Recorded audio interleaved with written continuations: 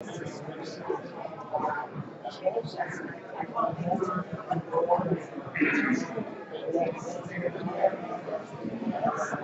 morning, Sun City. Good morning, Sun City.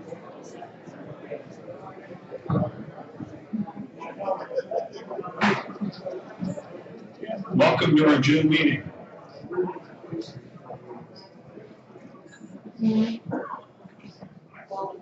Please silence your phones. Put them on vibrate, get a thrill.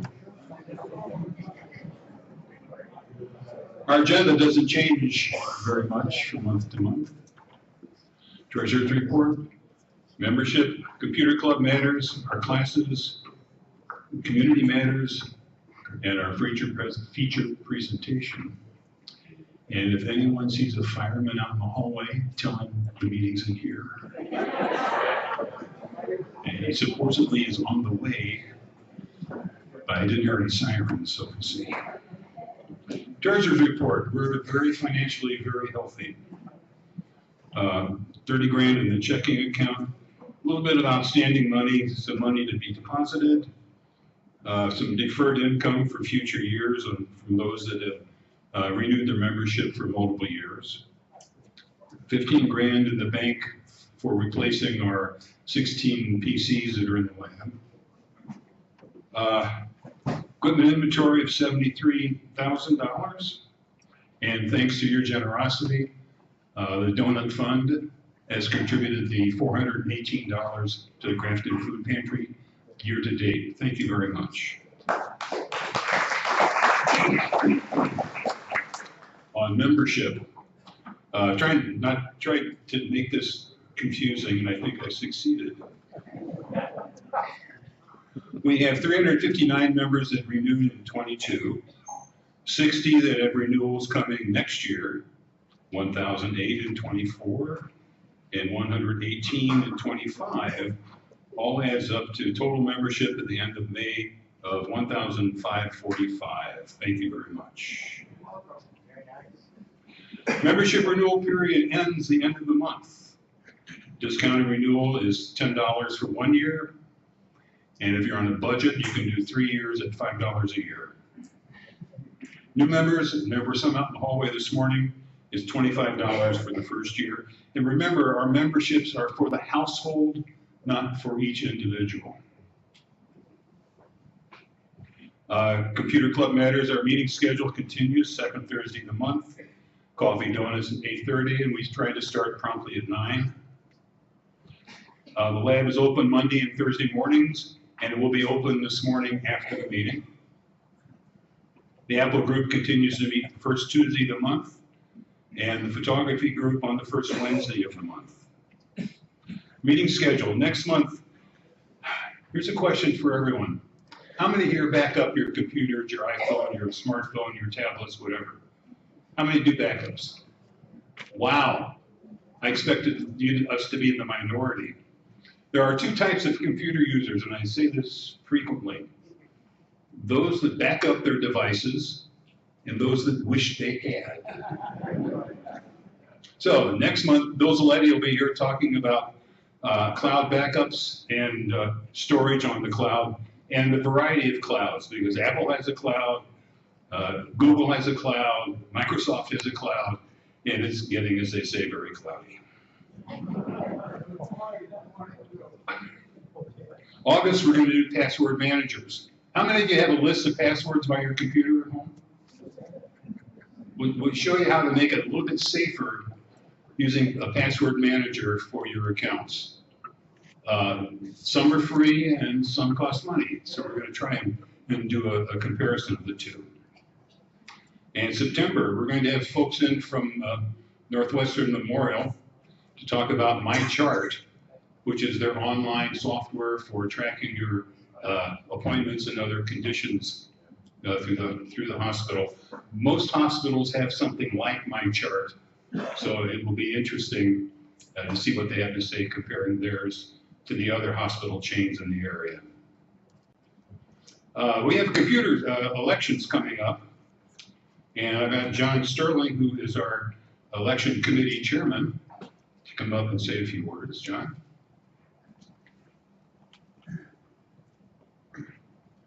Yes, this is the time of year when we think about replacing our officers.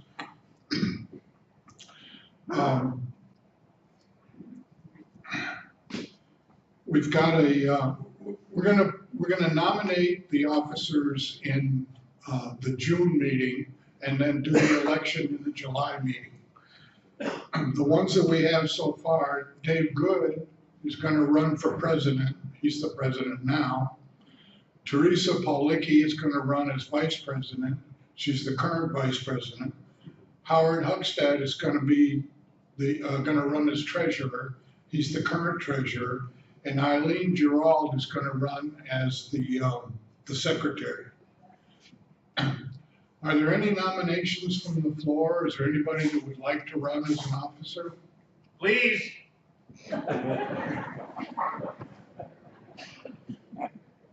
That's the way it normally goes.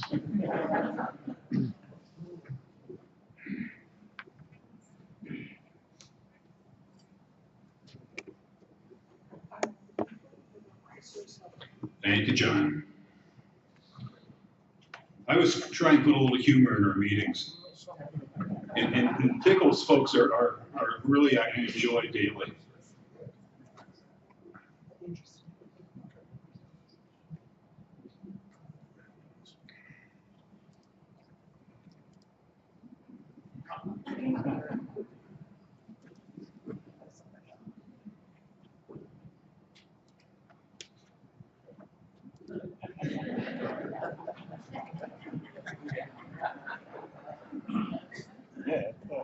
Of course, no one here does that, right? Computer club classes, they are free for members. No registration required, just show up. Remember to bring your passwords in case you need them to access your device. Now, this is a problem we have, I would say, in the lab, problem we have daily. Yeah, people come in, I have this problem with my laptop. Okay, well, what's your password? So we're gonna have password manager next month, or 2 months. And remember to bring your password if you have problems with your device when you come to the lab. Class is coming up this month, real quickly. iPhone Basics class again. We're doing MS Word again. Google Chromebook, this is first time in quite a while we talked about Chromebook in a class. And of course, our monthly Android smartphone class. Now, we have no classes scheduled for July or August. The instructors need time off to refurbish their instruction and their classes. Plus, we have coming out soon a new iOS 16 for the Apple product. And Android, I think, has version 13 that's either out now or coming out soon. So we have to update our classes to make sure we cover the new stuff. Now, while classes are in hiatus, feel free to come to the lab and get one-on-one assistance with your product. That's why we're there. That's why we're there for you. And again, it's free if you're a member. Community Matters. There's a concert tonight at the Fountain. On the 14th in this room, the Republican candidates for Congressional District 14 will be here. There are 6 candidates for the forum. If you want to learn what you need to do to be a board member for Sun City, there's the Talk to Sun City board members on the 14th in the evening. The village has board meetings twice a month on not on the 9th and 13th, on Thursday evenings. The next Sun City board meeting, the 22nd. At the end of the month, the golf cart, classic car parade on the 25th. And an interesting presentation, the Veterans Burial and Survivor Benefits presentation on the 27th. And I know there is a very large veterans population here at Sun City, and it's well worth the time. The details are in Lifestyles, and you can find out what's going on and learn a lot about what veterans have earned by serving as far as burial expenditure and so forth. And I just saw our guest speaker come in. Do I have the right name, Ralph? You do. Let me introduce Eric Bentley from the Huntley Fire Department, who's going to give us a presentation on the technology that the fire department district is using here to support us. Eric?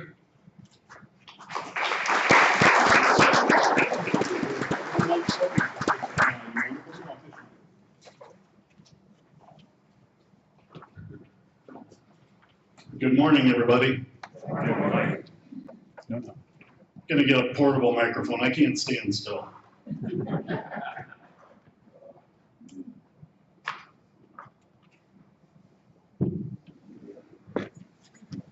Awesome. Thank you so much. Sorry for being a little bit late this morning. Had some operational stuff going on at the fire district.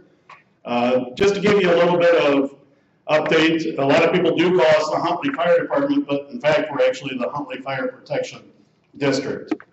I was informed back in the 1940s, there was a consolidation of fire departments put forth from the state of Illinois, at which point, throughout the state, a lot of fire departments, like it used to be the Huntley Volunteer Fire Department back in the early 40s, was asked to stretch their boundaries and go out to the rural areas and help protect those types of areas. So when you look at McHenry County, and I believe they gave them like 10 years to basically go through the process to become a district. So in 1957, we became a district. But during that time, like places like Crystal Lake, the city of Crystal Lake is still their own fire department. And then the rural section of Crystal Lake contracts with the city of Crystal Lake to provide coverage. But here in Huntley, we became a district. We cover 55 square miles. We cover all the way down to Big Timber Road, all the way out to Route 20, all the way north as far as Ballard Road, which is almost 176. And we go as far east into Algonquin and Lake in the Hills, about halfway through Boulder Ridge, if you remember where the beautiful golf course used to be for Terrace Hill. That Fairway View Drive that runs along there is where we end. So how does this come and correlate with computer technology? Well, as the fire district grows, and our district is 55 square miles, we have computer-aided dispatch with AVL, which is vehicle locators. So right now, if you were to look at the dispatch computer thing, it'll tell them my exact location at this current time. So in essence, as that works and as calls come in, if we get busy enough, if it happens to be an Algonquin ambulance is closer, that computer-aided dispatch will notify Algonquin to respond with their ambulance because they have a unit closer than ours. So that's how the computer technology works today. It's not like the old days when they used to pull up an index card, thumb through and see, where we needed to go. I started back in I'm gonna age myself, but with this crowd, I'm safe with that. I am 53. I'm on the downward slope. So I started back in 1987 in the beautiful state of Iowa. So I am a Hawkeye fan, so you Illinois fans. Yeah, I'm just a kid, right? So I remember getting a call back in my early ambulance days where they told us it's a mile west of Denny's place. And we were like, Denny's place? Well, it was Denny's snowmobile business is what it was. But when I got on this department back in 1992 as a paid on-call firefighter, that still happened. Whereas today, everything is done through the computer and computer generated. Your phone call automatically tells us who's calling, address, location. Cell phones, sometimes that gets a little questionable, but that technology is changing every day. My phone, I'm attached to department email, I've got my dispatch calls on here, everything. The other day I can set my settings for the computer-aided dispatch. I can set the settings on my phone. While I'm on shift, I can be alerted. And then while I'm off shift, I can set it so that if it's a fire, it'll alert me, but I don't hear the 30 calls a day. Okay? So I was walking through the store and all of a sudden it went off. And my wife goes, "Who's got the fire?" Because she knows that I only have it set for that on my days off. Now there's been days where I've come home and I forget to shut that off. I go to take a nap and all of a sudden I'm waking up again. All right? But computers just, it's unbelievable, because I've been through the change in the fire district, how much computers have changed what we do. We used to have map books that Drindle Road, we look through, get to the D, look at Drindle, turn right here, turn left here, turn right here, that's where we go. Now everything, even on our phone, once we get the dispatch, I can hit Google Maps and it sends me the fastest route to your location. It's amazing technology. But what do we do when that stuff fails? I mean, just like anything else in the world, we're so dependent on technology. I think if we took everybody's phones away from them in this room, some people would be like, "Oh, I need something to do." Get to the younger generations, that's even worse. My daughter, who just graduated high school, if she's not on TikTok or talking to somebody, I mean, I'll walk into her room at night and she'll be on a Zoom call just talking with her friends. That's how they talk nowadays. She'll have her phone with her pop socket out when she was doing her high school classes. They'd be doing homework together, and there'd be 6 of them in a group chat on their phones with their pop socket, with their phone hanging off their computer top. Technology is around us everywhere. Our fire engines. Our fire engines have they call them a multiplex screen on them now, kind of like your big screens on your cars. It tells us whether there's a door open, fuel is low, a voltage, all these different things. The problem with that is all these newer vehicles are running off computers, so now if something computer-wise goes down, now it's not like the 46 Chevy that we had in the back that everything was manual and knobs and levers and stuff that work that way. Everything has to work through the computers. We do operate 5 stations, and those stations have to be able to talk to each other throughout the day. All done through computers. This morning at 7:30 in the morning, we had a Teams meeting between all 5 stations. We log on and we discuss today's operations, which are, the calendar's full. We have a paramedic student at each station. We have this talk at 9 o'clock.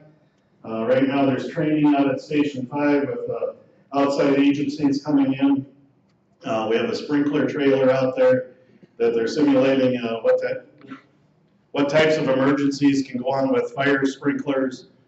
And we have Marengo and Pingree Grove and Rutland, Dundee and Hampshire all coming out to join us. But making sure that we can rotate all of our 5 stations while maintaining coverage to our community is vital. So discussing that with the crew members of what's going on. I had a senior staff meeting last week and discussing with my crew members all the different things that are going on within our community and organization.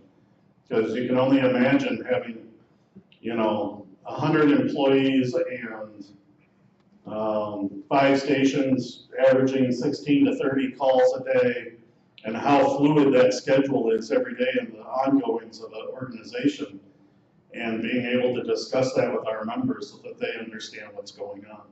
Especially when you look around and you see the construction and road projects and maybe a fire hydrant that has to be replaced and all those things throughout a day that the normal citizens don't see. We have to know all those underworkings and know what's going on. So our morning meetings are done through the computer, scheduling, everything you can imagine. Our old days of handwriting an ambulance report are done on the iPads now. A lot of check boxes that they can go through and do it quickly. Our daily rig checks are done through iPad. Everything is tracked, everything is documented every day so that we can follow everything. Vehicle maintenance, same thing. If we have a broken rig or something, they can actually log on through their iPads, their phones, check a box, and it sends an email to the mechanic that something's broke right now. Everything is just like getting on social media where it's always firing. So the computer technology has been amazing in our jobs. Sometimes it's great, and sometimes, like I said, when something breaks or, you know, my computer mobile isn't working right, I'm used to having all that information right there. Now that becomes, I have to fall back on experience and knowledge, right? You know, fortunately, I've been with the fire district since 1992, and I can tell you when the buildings were built, what this farmland used to look like. You know, all that stuff in my head. But as guys like I are retired, we get those younger generations that didn't grow up in this community or been around for 30-some years. We do lose that knowledge as well. So how are those next generations going to handle that when computer technology doesn't hold up to experience? I wish I had an answer for you, but I don't. I see that with my own kids as they've grown up. You know, we know how to read cursive. If I write something in cursive to them, oh my gosh, it's crazy. But I'm talking to a generation that has seen that change. My wife and I joke a lot, like, did our parents really think this stuff of us? And I'm sure they did at some point, you know. And it's hard to adapt to some of the change. Before my father died, he was still on a flip phone and my mom was on a smartphone. Couldn't get mom off of Facebook, and dad couldn't realize why she couldn't just, you know, enjoy doing other things and playing on Facebook. So there's all those kinds of things. I look forward to seeing where this computer technology does take us over the next few years. We do some of the stuff some additional stuff, like if we have a hazardous materials call, we can actually, with the technology, the hazmat technicians can put in all the information, and they can actually see if there's a plume of gas in the wind direction, and actually predict where that plume and that danger zone is going to be. And I'm sure there's more technology out there that's even greater than that. As I talked to my son, who's going to school to be an aerospace engineer, he said I'd be amazed at the future stuff that they're looking into and doing. I know there's more technology out there. We have the technology of not so much as computer related, but it really does. It's all started with computers. The infrared technology, when we do searches to, you know, find people in buildings and how the infrared system works. Just another version of how the technology has been built into our jobs. The computer technology is there for us to actually, it's quite costly, but we can actually trace where air packs are in buildings. We don't have some of that capabilities yet, but that comes very vital when a firefighter falls through a roof or a floor, or let's say, you know, I mean, like the Worcester, Massachusetts, several years ago, I can't remember how many years ago, where it was an old cold storage building and they lost 6 firefighters. You know, in a big old brick building in Worcester, where, you know, it's probably been rehabbed over the last 100 years. But that technology exists that we can install those computers and technology to go in those directions. But just like any other computer or technology, it does drive up the costs. And that makes it very difficult to try to keep up with as well. So as you can see, we're constantly evolving through the computer systems. When you talk five stations, the maintenance of all that between the servers, keeping new computers. You know, I've always been told, like, when you buy a laptop, it's already 6 months out of date, probably technology-wise. You buy a new cell phone, it's probably already out of technology. You know, so we're on a replacement plan to replace computers. Our board of trustees do an excellent job budgeting for that stuff so that we can plan for the future. You know, out with the old, in with the new, recycle stuff as need be. Make sure that we have the top-notch stuff that we need to do our jobs. You know, the whole, we just went to Microsoft 365 at the firehouse.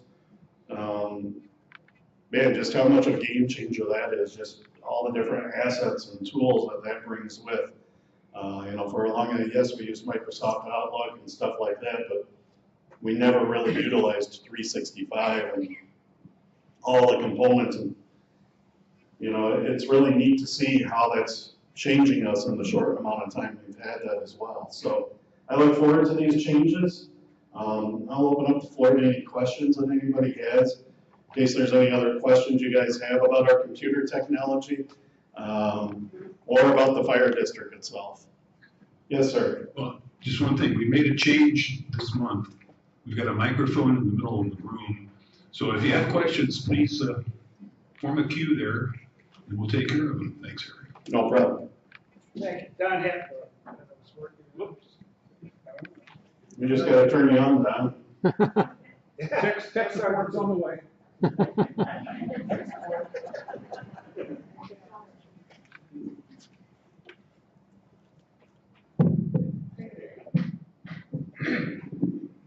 A while back, I talked to the village, I guess he's now the village president, and the director of public works, and asked him about these crazy fiberglass rods that stick out in all kinds of directions on the hydrants around Sun City. They said, we don't even need them anymore. I had the impression there's a computerized system that tells the truck, this fire truck driver, where each hydrant is. There is that technology. I know that they're currently working on a GIS system to get all that stuff put into the system.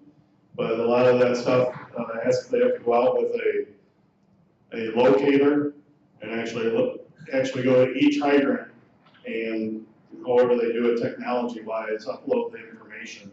So that's all in process. Oh, I had the impression it was already working, because he said, well, we're making around to removing those things, but they're kind of unsightly. They're crooked. I know they're unsightly, but really, those are really more important in the wintertime. And we see it constantly when people don't shovel them out, or we see landscapers just, you know, empty out a driveway and cover it up.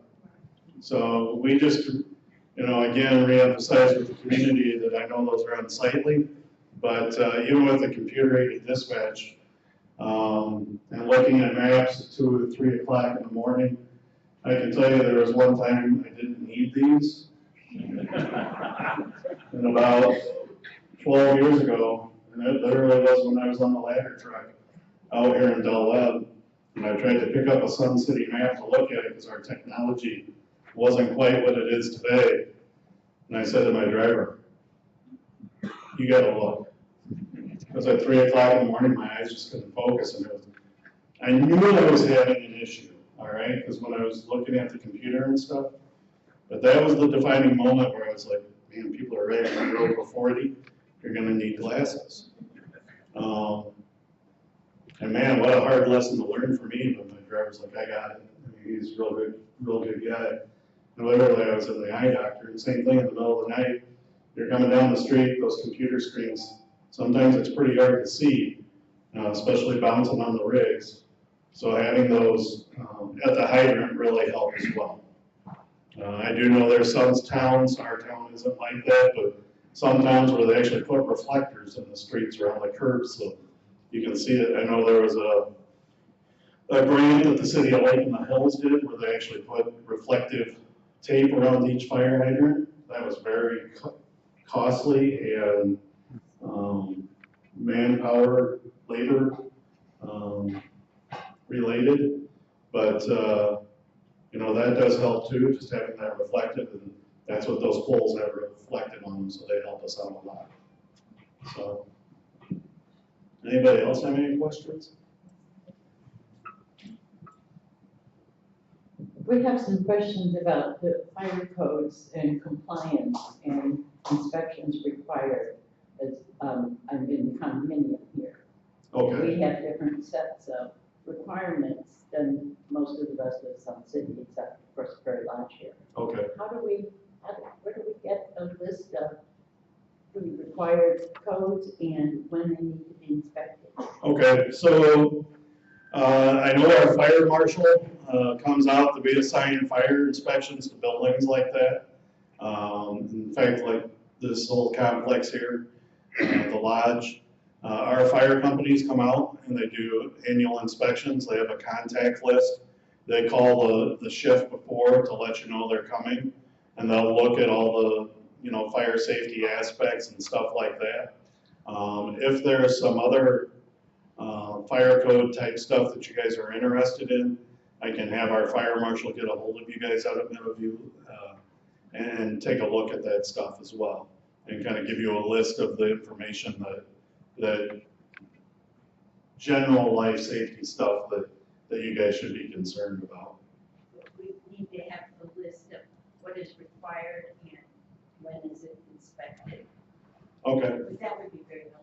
okay. I'll talk to him and have him get in contact with you guys out there and try to get you that information. Thank you. Yep. A lot of the code enforcement and stuff, that's where the fire district and the village both, like during the building process, they work together to make sure a lot of these buildings have the fire codes and standards, building codes, all that stuff. And then, like I said, the fire crews have assignments throughout the day that they have to try to fit in between emergency calls. And we've kind of made Fridays our inspection day, so the crews that are working Tuesday, because we work 24 hours on, 48 hours off. Tuesday, they'll give those businesses a call just to let them know they're gonna be out taking a look at their buildings. And then the big buildings like Weber Grill and some of those, our fire bureau goes along with the crews in case they get an emergency call, because when you're talking about 1 million square feet, it takes you a little bit to walk through a building.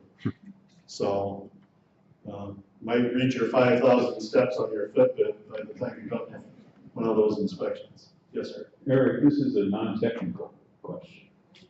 In your rigs, how much fuel do you need to fill it up? And what's the cost nowadays? Well, I just read something, my wife shook her head at me this morning because I went in there and said, if we all don't drive for 2 weeks, it'll flatten the curve. And she was like, stop it. I mean, each vehicle varies, just like, you know, if you drive a CRV, it might be 13 gallons. And if you drive a pickup, you might be booking 25. So some of our fire rigs are 30-gallon tanks, some are 60-gallon tanks. And I couldn't tell you what the cost is because we do work with the village. The village has a fuel pump system and they buy the fuel in bulk.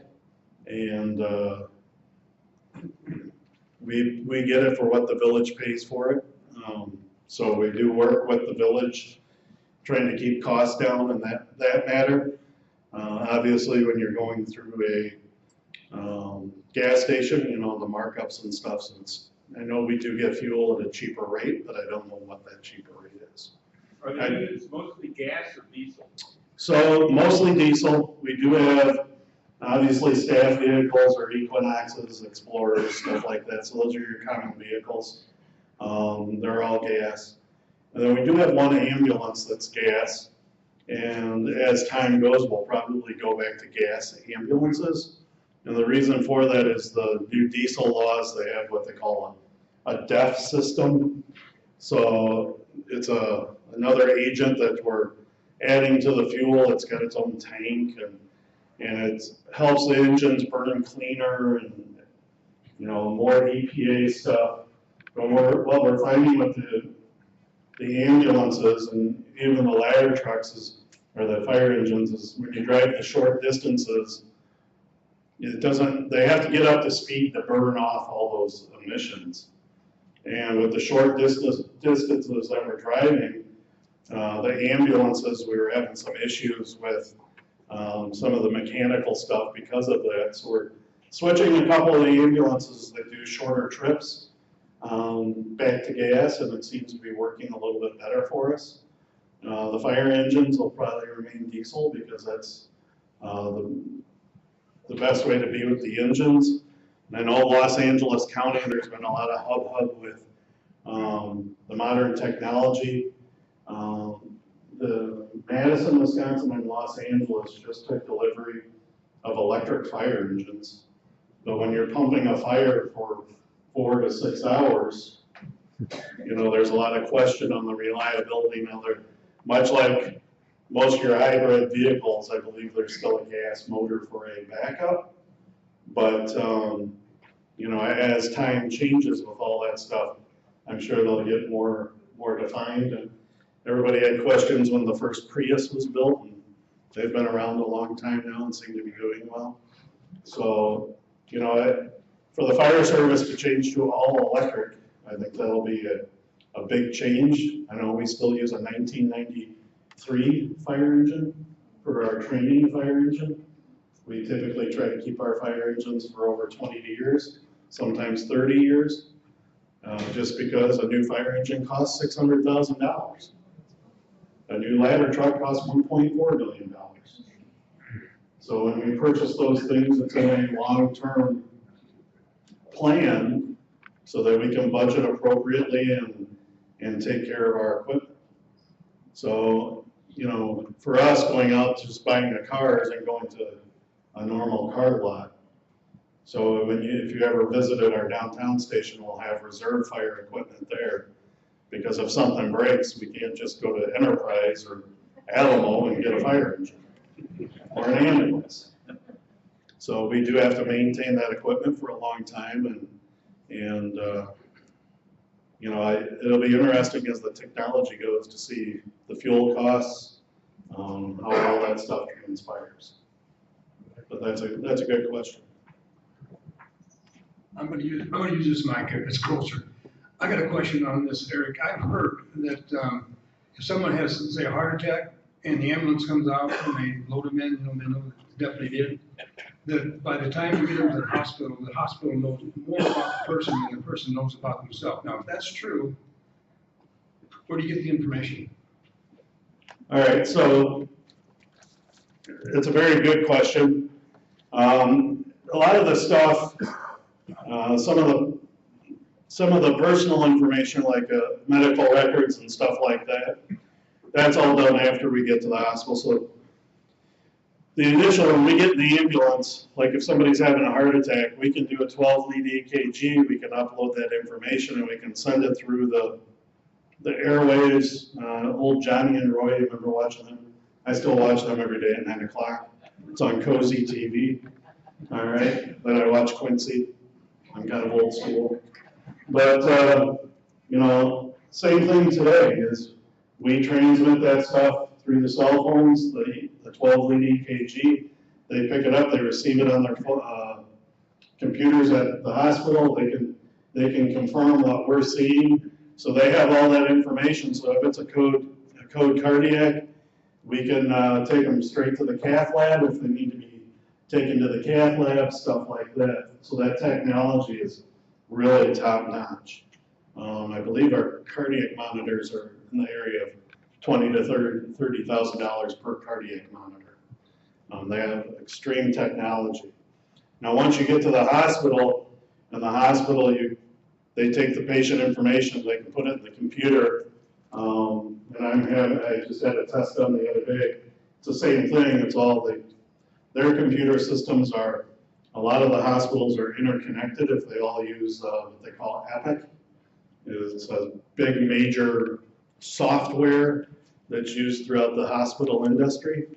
I had an ultrasound the other day. I can look at the ultrasound right on my phone, on my computer at home. And that's how they do it at the hospitals. Once they enter your name, as long as you're in that Epic system, they can pull up a lot of that information already and look at that stuff. All right, so the old days of, oh, I gotta go to this hospital because my doctor's at that hospital.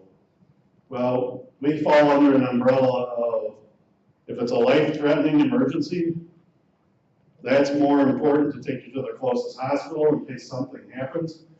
They can intervene and stabilize you, and then we can get you to that other facility. That's really the most important thing. Because much like I wish my father was still here to celebrate Christmas, your families want you to here to celebrate Christmas. All right, so getting to the closest hospital to get stabilized is the most important. Period.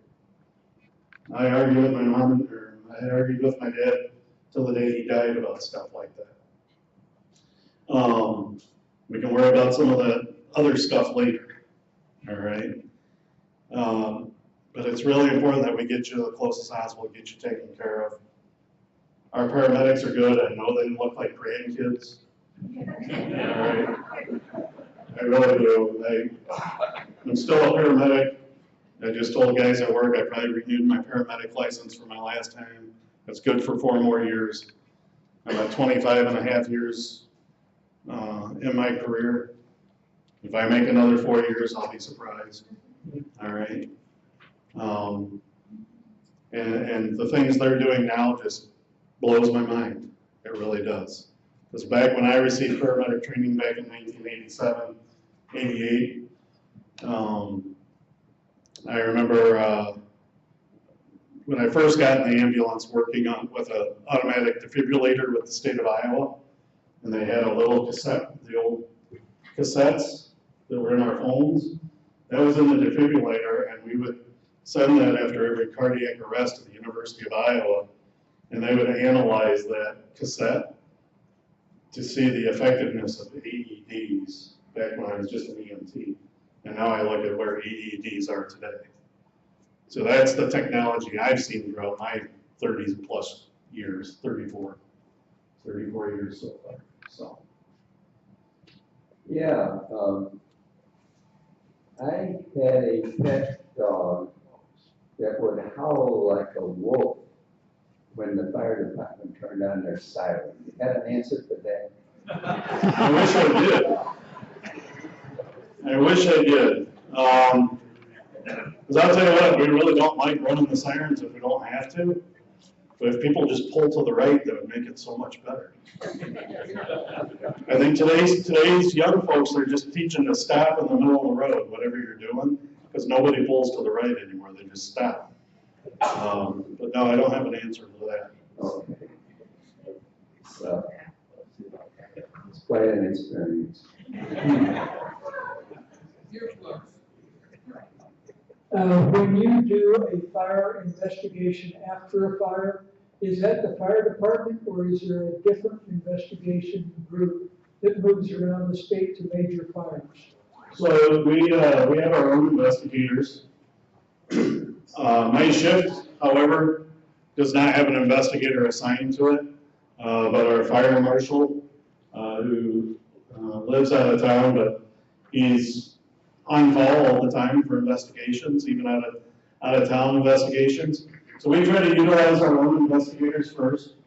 If need be, if it's a large investigation, we can reach out to the county and get some investigators from other local departments. If there is a fire fatality, we typically involve the Illinois State Fire Marshal's office as well. Or if we suspect arson, we might be working with investigators from local police and the State Fire Marshal's office because they have an arson dog that's been trained to smell accelerants. Those dogs are phenomenal. Just like the police dogs, they're highly trained. One of our main investigators retired 2 years ago, I believe, Mitch. He'd been around almost as long as I've been around. I remember him from the early 90s when we had a fire out here where we lost a 5-year-old and him coming out and helping with that investigation. But we try to do that mostly ourselves unless there's a fatality, and then the state's involved as well. Yes, ma'am? I've witnessed several situations, once in general, one of the tennis court, where 911 had to be called. Told those calls go not locally, and a lot of times, well, every time they want a street address. I've been here 17 years, I still don't know what the house number is for this building to come to Dredgel, or how has that been resolved? You know? Well, through the computer technology, they have a really good, it should be giving them a pretty good location. They can actually ping cell phones now from the dispatch center. They can actually look for the cell phone locations. I've never really heard much of an issue with addressing and stuff like that as of lately. maybe 5 years ago. We've had issues with that. But as the technology has moved forward with the cell phone technology and the 911 stuff that's in place, we haven't had much issue with that. I know that, like I said, I know we've had to use several times where somebody doesn't know where they're at. The dispatchers are pretty keen at going in and pinging the phone to give us a general area. Sometimes you may end up, and I don't believe it happens, but since you're in Keene County, you may end up at the Keene County Dispatch Center, and they just transfer the phone call over to CCOM, which is in Crystal Lake, who does our dispatching. And they all do that through pushing a button on the computer screen. Or actually pushing a computer screen button now. Back in the day, it used to be a little toggle button that they would just transfer and monitor the calls. Our dispatch centers are amazing with the computer technology, by the way. It's, they require us to go up there and sit with them through a day shift, minimum of 4 hours, and just how they have their array of screens in front of them and all the different police, fire, all the different units and being able to keep track of everything. Oh, I'm glad it's them and not me. It's amazing, truly amazing. They are the unsung heroes that, you know, I joke with them because I send them a staffing report every morning. And I've, told them, since you guys are stuck in the basement all day, I'll be outside enjoying the weather. And they're in a basement somewhere because you think about our weather, tornadoes and stuff like that, they still have to remain operational. So they're literally in a basement of a building in Crystal Lake. And I like to joke with them about it, but they are really the unsung heroes. The things that they sometimes have to listen to, they'll call me up and ask me outcomes, because after they hang up the phone, they really don't know. And a lot of times when we go to the hospital and we drop somebody off, we don't know.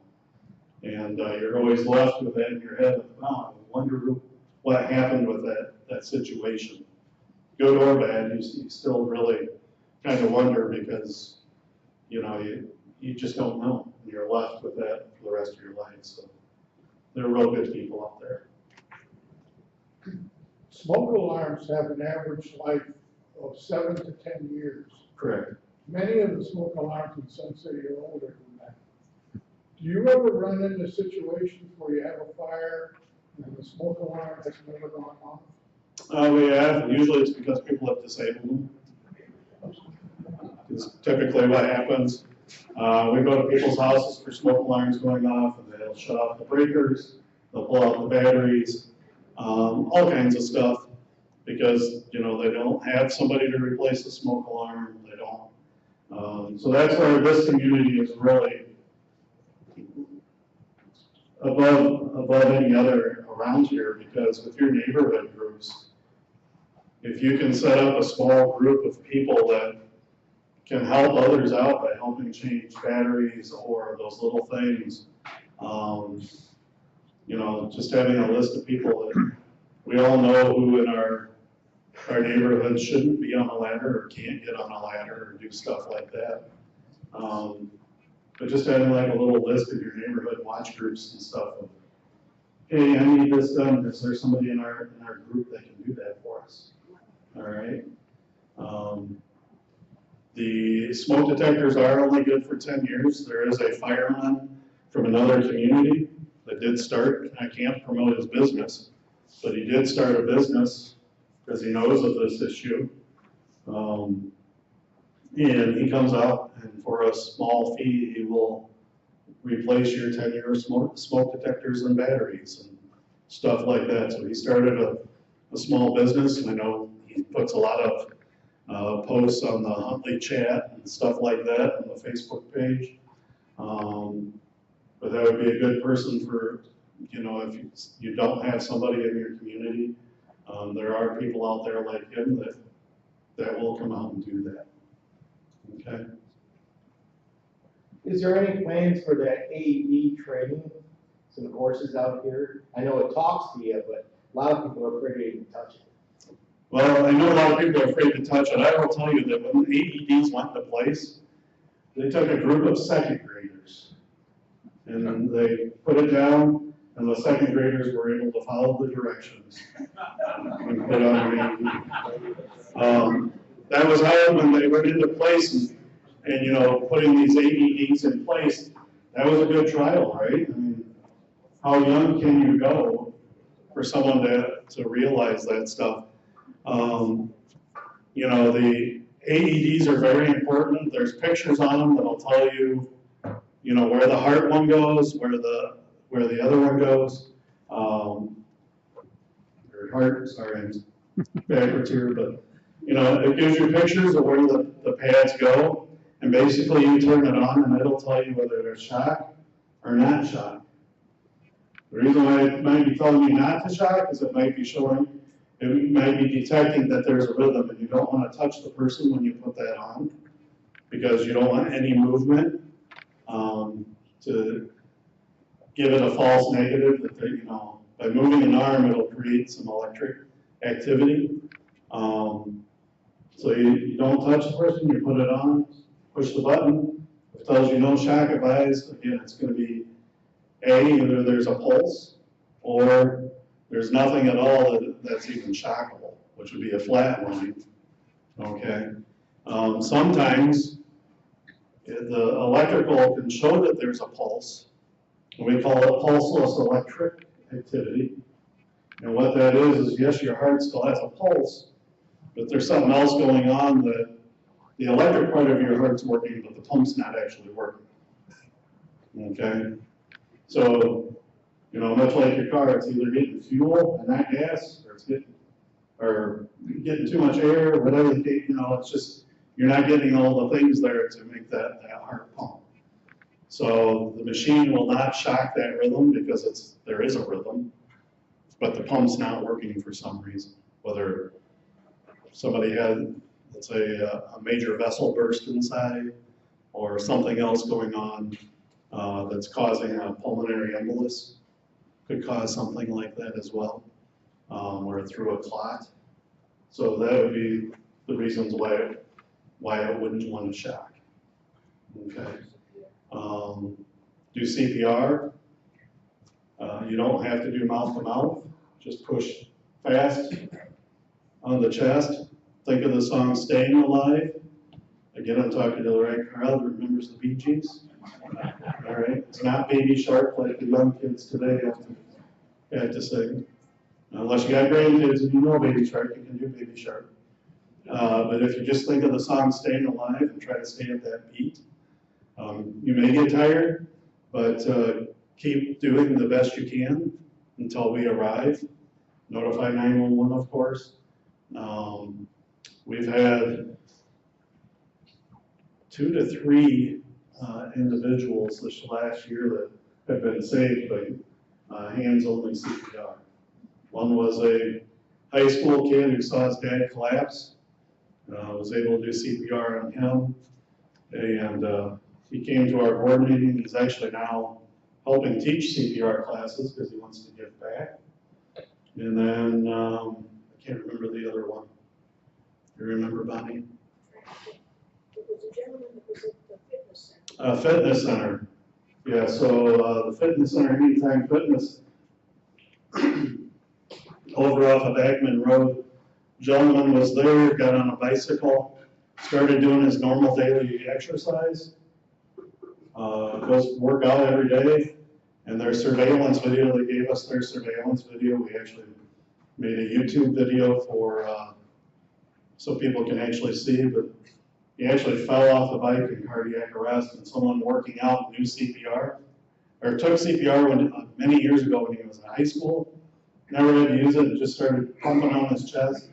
We arrived, shocked the guy's life today, talked on the video about the importance of CPR.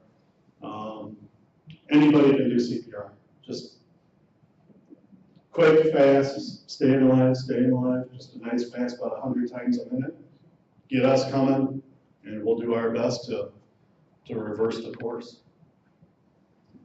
Hi, can you comment on dryer vent fires here in Sun City and the surrounding area? Sure.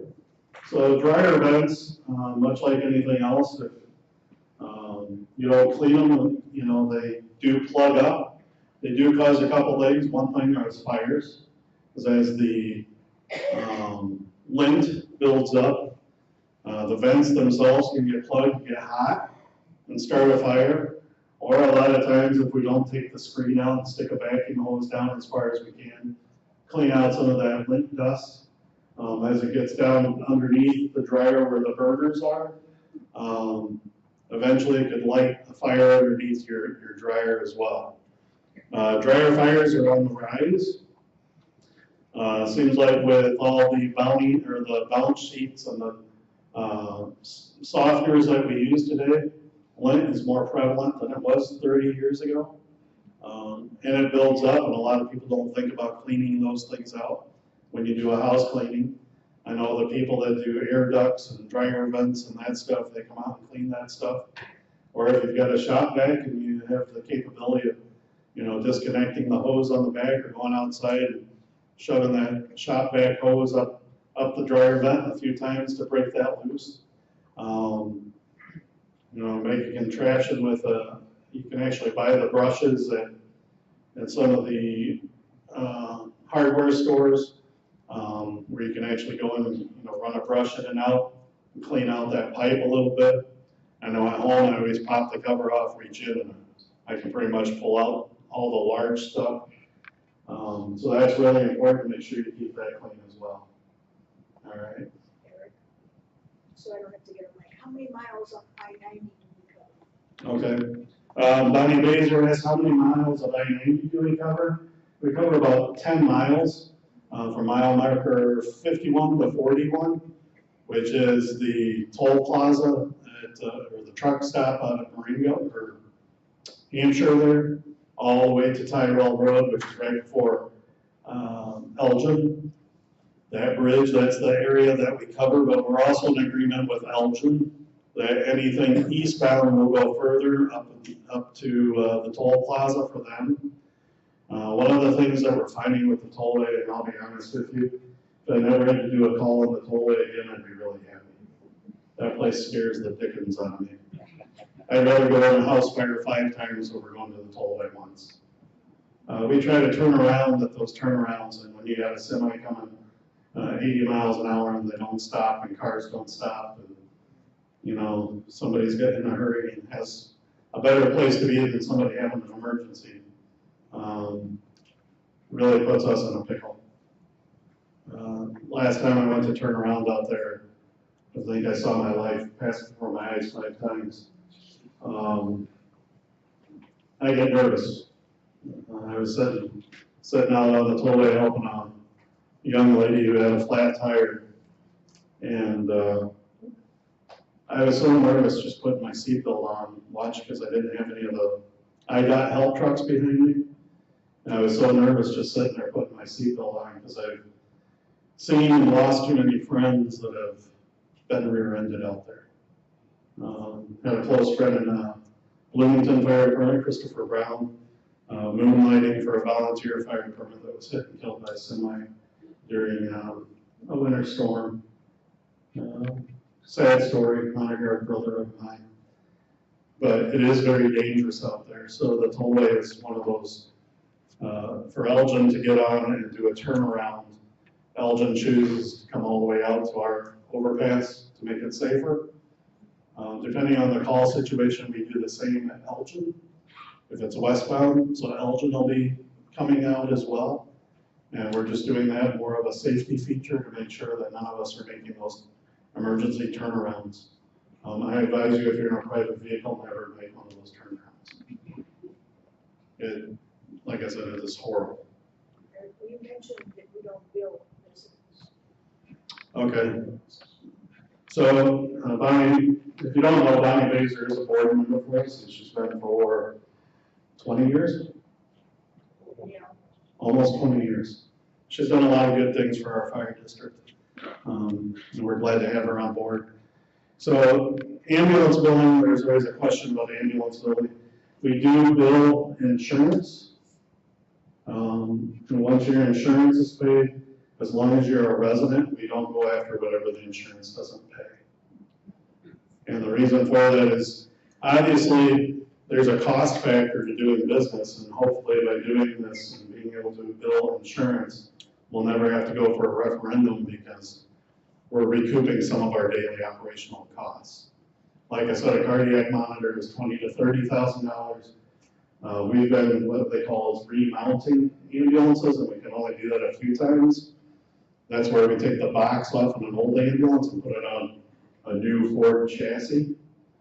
And then they put all new stuff in that box. We've done that to a couple ambulances so far, and that saves us $80,000 an ambulance. But we can only do that so many times before we have to buy a new ambulance. So we're looking at a brand new spanking ambulance out of the factory at about $250,000. We're doing it for about $180 right now, $170, $180 when we're remounting the ambulances. But by us being able to build insurance, that way we can recoup those costs. We used to not bill people, and I'll use like a diabetic call. Somebody's sugar goes low, they call us out, we get their sugar up, and they're like, we don't want to go to the hospital anymore. But we've started charging for that as well because we saw that some people were using us as that stopgap. Because they didn't want to go to the hospital, get a hospital bill, but they weren't managing their disease either. So, and that was costing us money because we're using medications, stuff like that to do that, and IV and stuff like that. So we do bill for that as well.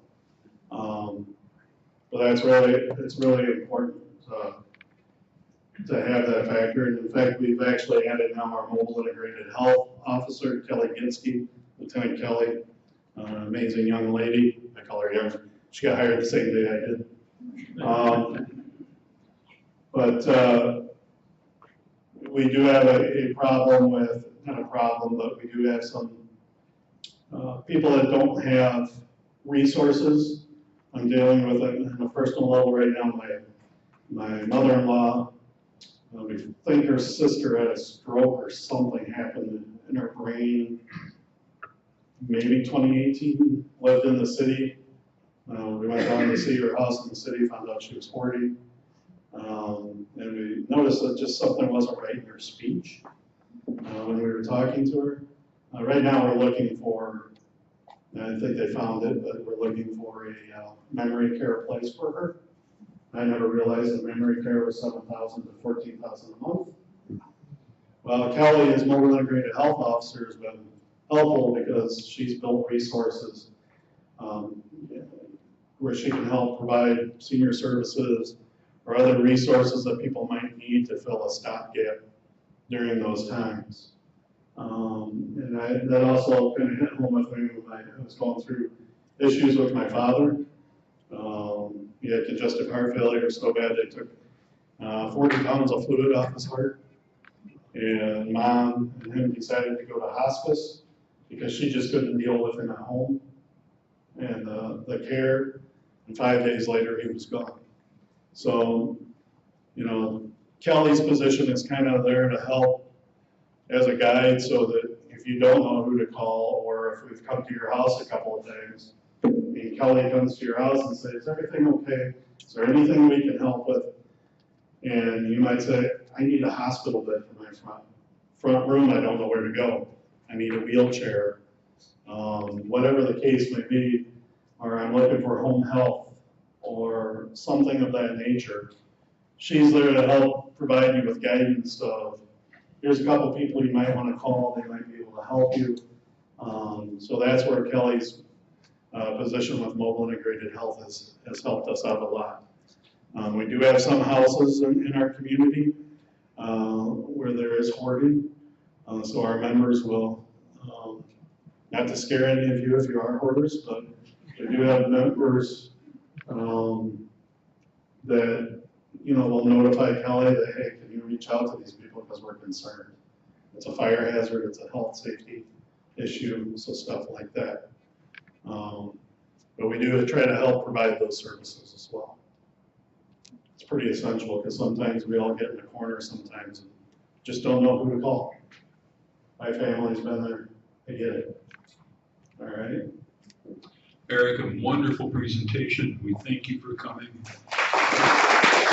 Thank you very much. I apologize for being too late. We'll see you next month. Thank you. I'm back next month. Oh.